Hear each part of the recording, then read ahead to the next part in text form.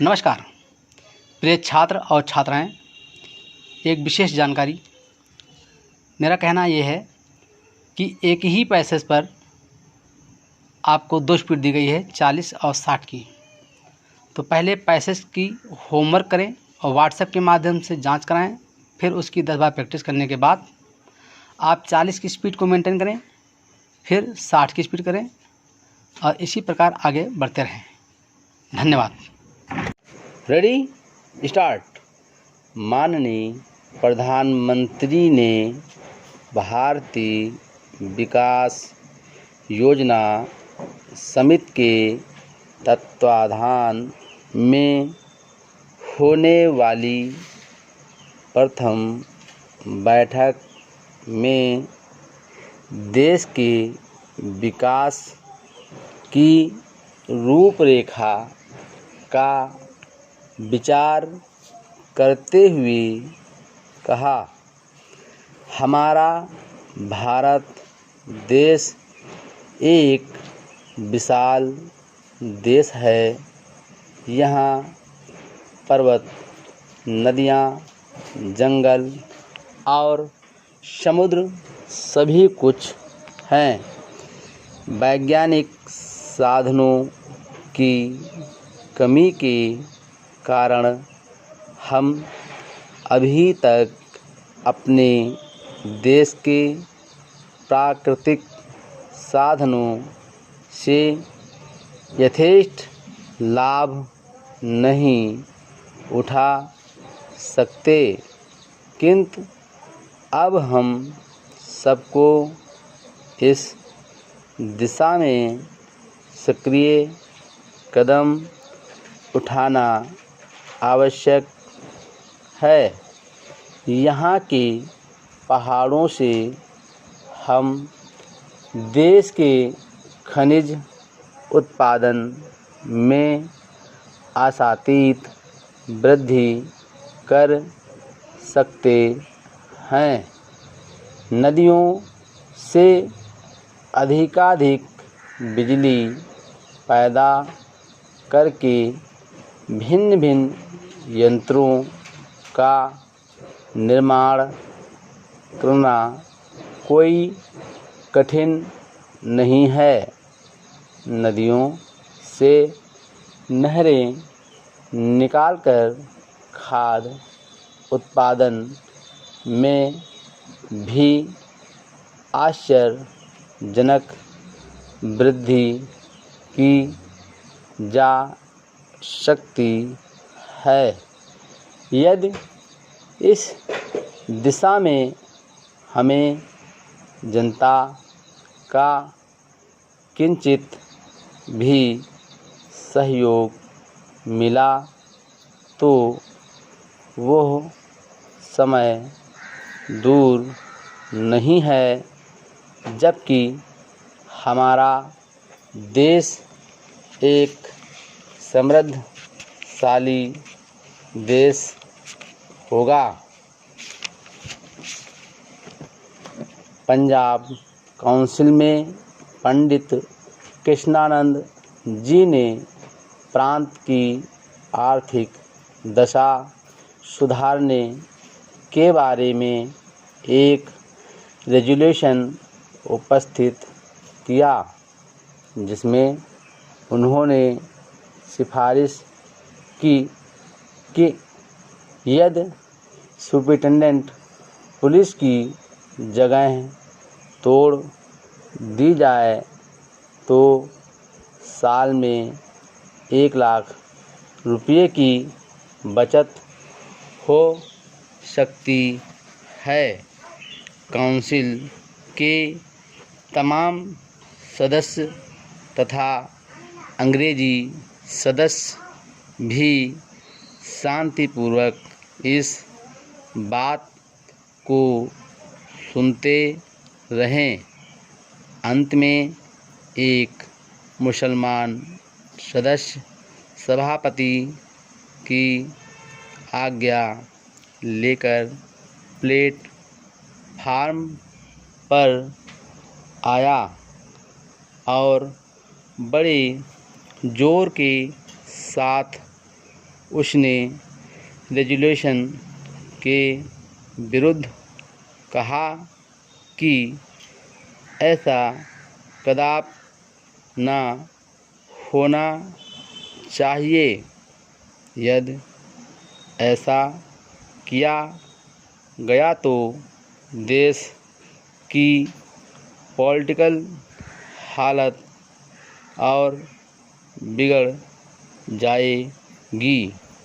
इसकी आवश्यकता यह है कि पुलिस का एक हाकिम भी अपनी जगह से न हटाया जाए।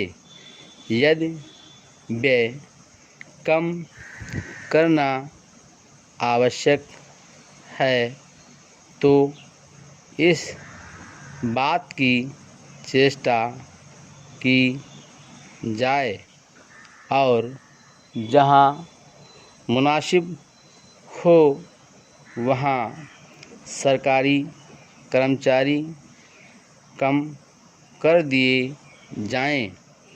वास्तव में यदि यूनिवर्सिटी में वाइस चांसलर का पद ऑनरेरी कर दिया जाए तो 60,000 रुपया साल की बचत हो सकती है। रेजुलेशन पर बहुत से आदमियों ने व्याख्यान दिए। इसके बाद जब सभापति ने इस प्रस्ताव पर सहमति ली तो 50 सदस्य इसके पक्ष में थे और 40 विपक्ष में। इस प्रकार पंडित जी का रेजुलेशन पंजाब काउंसिल में स्वीकृत हुआ। प्यारे सज्जनों, आज हम इसलिए यहाँ पर एकत्रित हुए हैं कि देश में जो बेकारी फैल रही है उसके लिए कोई उचित उपाय करें। प्रति वर्ष यूनिवर्सिटी, कॉलेज और स्कूलों से विद्यार्थी पास होकर निकलते हैं परंतु उनको नौकरियां नहीं मिलती। कारण यह है कि जो शिक्षा उनको दी जाती है वो केवल उनको क्लर्क ही बनाने के लिए होती है।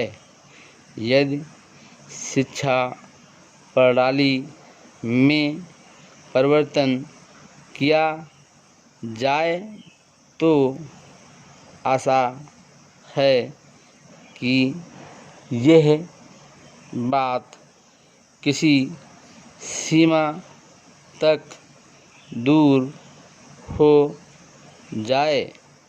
मैं आपसे निवेदन करता हूँ कि आप अपने देश के विद्वान और धनी पुरुषों की सहानुभूति प्राप्त कीजिए और उनकी सहायता से दस्तकारी आरंभ कीजिए। अर्थात ऐसे काम शुरू कीजिए जिसमें भारत वर्ष के लोग पैसा पैदा करके अपने बाल बच्चों का पालन पोषण कर सकें। मेरे विचार से देश हित के लिए वह अवश्य इस परोपकार में भाग लेंगे यदि आप प्रण करें और संगठित होकर देश में दस्तकारी आरंभ करें तो संभव है कि देश के बहुत से मनुष्य उद्यम में लग जाएं। मेरी अभिलाषा है कि इस देश में भी अन्य देशों की तरह हर एक वस्तु तैयार होने लगे।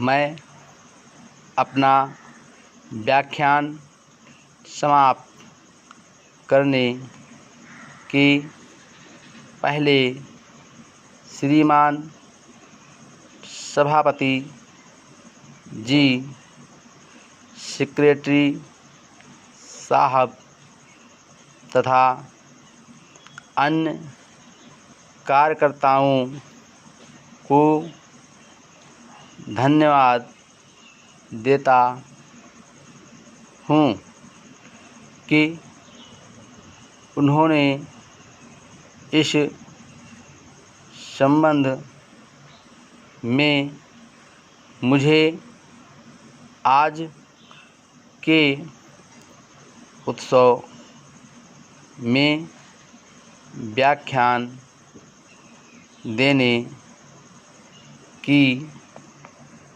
आज्ञा दी। Full stop.